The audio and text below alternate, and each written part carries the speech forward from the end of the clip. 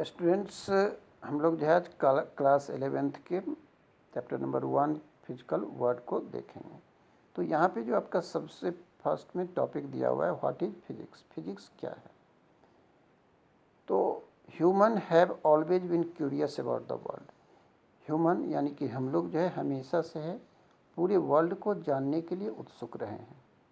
हमारे आसपास बहुत सारे ऑब्जेक्ट रहते हैं, छोटे से छोटे या बड़े से बड़े ऑब्जेक्ट रहते हैं। वॉल्केनो इरप्शन, रेनबो का फॉर्मेशन, ठीक है, लाइटनिंग, अर्थक्वेक, ये जो भी फेनोमेनन है वो हमेशा हमें ये जानने के लिए प्रेरित करते रहे कि आखिर ये क्यों होता है। ठीक है, इसके इफ़ेक्ट क्या होंगे। इन सारी चीज़ों को हम लोग जो है जानने की कोशिश करते हैं। शुरू में हो सकता है हमारा जो समझने का, हमारा जो प्रिडिक्ट करने का जो तरीका है वो गलत हो सकता है, ठीक है। लेकिन जो अर्ली ह्यूमन थे उन्होंने जो इसके बारे में सोचना शुरू किया तो शुरू का उनका जो प्रेडिक्शन था बिल्कुल सही नहीं हुआ, लेकिन धीरे धीरे जो है उसको जब एक सिस्टमैटिक ऑब्जर्वेशन किया गया तो हम लोग जो है एक निष्कर्ष पे पहुँचे हैं। साइंस के अंदर कोई भी लॉ, कोई भी जो है कंसेप्ट जो है हमारा जो है फॉर एवर ट्रू नहीं होता है। हमेशा उसके ऊपर जो है कुछ ना कुछ जो है मतलब गुंजाइश रहती है उसके ऊपर रिसर्च करने की। अब यहाँ पे सबसे पहले हम लोग देखेंगे ये वर्ड साइंस जो है ये क्या चीज़ है। तो इसका जो ओरिजिनेट हुआ था, ये जो ओरिजिन जो है इसका वो लैटिन वर्ब है जिसको हम लोग साइंटिया कहते हैं और जिसका अर्थ होता है टू नो, यानी कि उसके बारे में जानना।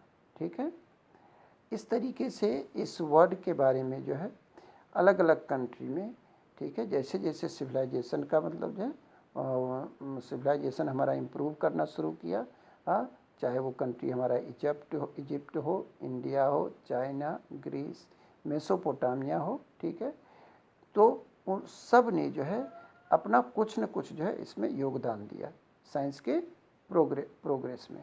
ठीक है, उसके बाद जो है 16th सेंचुरी की जब हम बात करते हैं तो उस समय जो है यूरोप के अंदर जो है इसके अंदर जो है ज़्यादा जो है रिसर्च के वर्क हुए।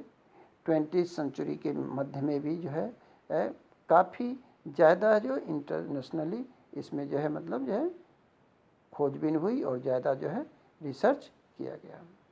अब जब हम लोग किसी चीज़ के ऊपर रिसर्च करते हैं तो अगर जैसे तैसे अगर उसको बारे में जानने का कोशिश करते हैं, ठीक है, तो वो जो हमारे पास जो रिजल्ट आता है उसकी जो है मतलब व्यावहारिकता, उसकी सत्यता में कमी हमें दिखाई दे सकती है।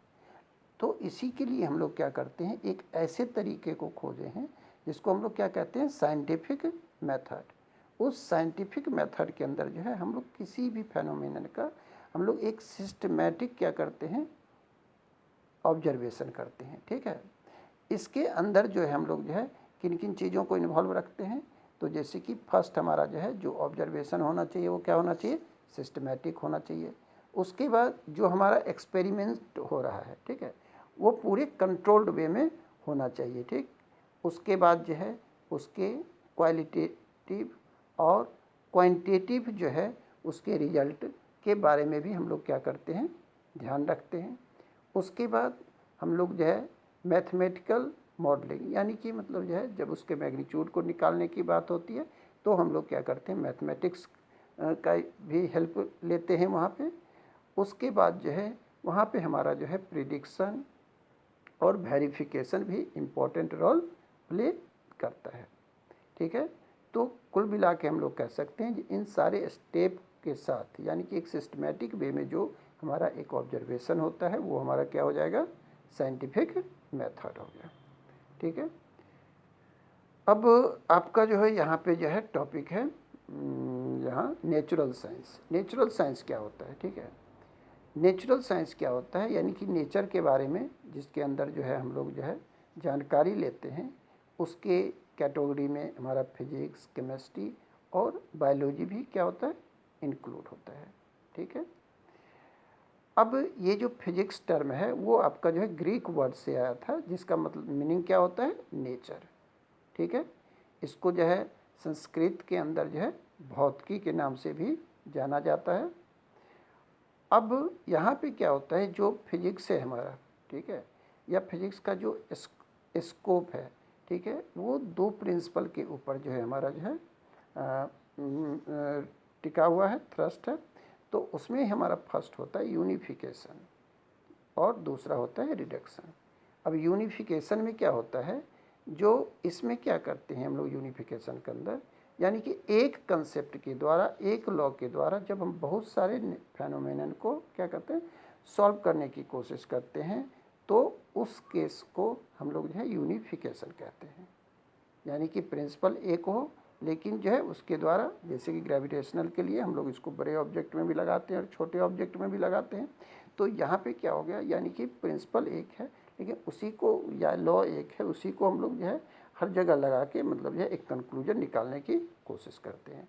तो ये तरीका हमारा क्या है, यूनिफिकेशन, ठीक है। ये हर जगह एप्लीकेबल नहीं है, लेकिन इसके लिए कोशिश हो रही है। दूसरा है रिडक्शन। रिडक्शन के अंदर आपका क्या होगा, जो रिडक्शन के अंदर हम लोग क्या करते हैं, जो यानी कि बहुत सारे बहुत बड़ा कोई प्रॉब्लम है, ठीक है, उस प्रॉब्लम को छोटे छोटे पार्ट में क्या करते हैं, छोटे छोटे पार्ट में अलग करके और फिर उसको क्या सॉल्व करते हैं। तो और उस रिजल्ट पर हम पहुंचते हैं जहाँ पे पहुंचना चाहते हैं। तो ये प्रोसेस हमारा क्या हो गया, रिडक्शन हो गया, ठीक है।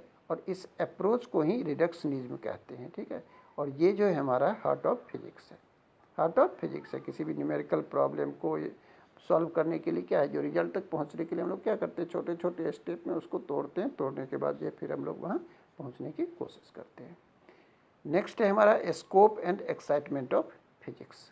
स्कोप और एक्साइटमेंट ऑफ फिजिक्स में क्या है, तो यहाँ पे क्या है, जो हम लोग जो है बहुत तरीके के मतलब जो है फिजिक्स के स्कोप के बारे में कोशिश करते हैं, मतलब जो है जानने का, ठीक है। और चूँकि नेचर के अंदर बहुत सारे फेनोमेनन होते रहते हैं, तो हमेशा मेरा हमारे लोगों का एक्साइटमेंट भी बना हुआ रहता है उसके बारे में ज़्यादा से ज़्यादा जानने का। अब यहाँ पे जो है हमारा जो है इंटरेस्ट का दो डोमेन है, पहला मैक्रोस्कोपिक और दूसरा माइक्रोस्कोपिक। तो मैक्रोस्कोपिक डोमेन के अंदर जो है हम लोग जो है लेबोरेटरी, टेरेस्ट्रियल और एस्ट्रोनॉमिकल स्केल्स के बारे में हम लोग जो है जानने का कोशिश करते हैं, यानी कि बड़े ऑब्जेक्ट के बड़े स्तर पे मतलब जो है हम लोग जो है वहाँ पे कंक्लूजन निकालते हैं। तो वो आ जाता है हमारा जो है मैक्रोस्कोपिक डोमेन के अंदर। और माइक्रोस्कोपिक में हमारा एटम, मॉलिक्यूल्स और न्यूक्लियर जो है फेनोमेनन जो है उसके अंदर आता है। नेक्स्ट है हमारा क्लासिकल फिजिक्स।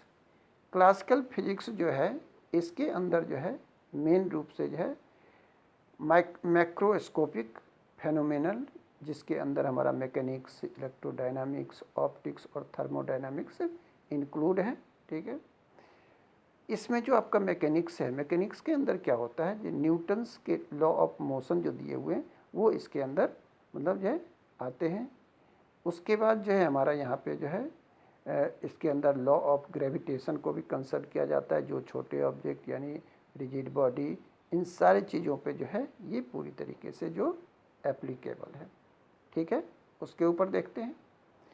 उसके बाद जो है हम लोग जो है इलेक्ट्रोडायनामिक्स के अंदर जो है इलेक्ट्रिक मैग्नेटिक फेनोमेनन को एसोसिएट करते हैं, ठीक है। उसमें हम लोग जो है चार्ज और मैग्नेटिक बॉडी के बारे में जानने का कोशिश करते हैं, जहाँ पे कुलम्ब्स लॉ, ऑस्टेड, ठीक है, इन सब चीज़ों को यहाँ पे हम लोग देखते हैं, ठीक। उसके बाद है माइक्रोस्कोपिक डोमेन। माइक्रोस्कोपिक डोमेन के अंदर जो है हम लोग क्या देखते हैं, एटम्स और उसके न्यूक्लियस के बारे में। उसके अंदर जो है जो सब एटॉमिक पार्टिकल्स हैं, इलेक्ट्रॉन, प्रोटॉन, न्यूट्रॉन, ठीक है, फोटोन, इन सबों का आपस का इंट्रैक्शन कैसा है, उनके इंट्रैक्शन का मैग्नीट्यूड कैसा है, ठीक है। यानी कि जो माइक्रोस्कोपिक फेनोमेनन है जिसको हम लोग ओपन आई से नहीं देख सकते हैं, उन सारी चीज़ों के बारे में यहाँ पे जानने की कोशिश करते हैं, ठीक है।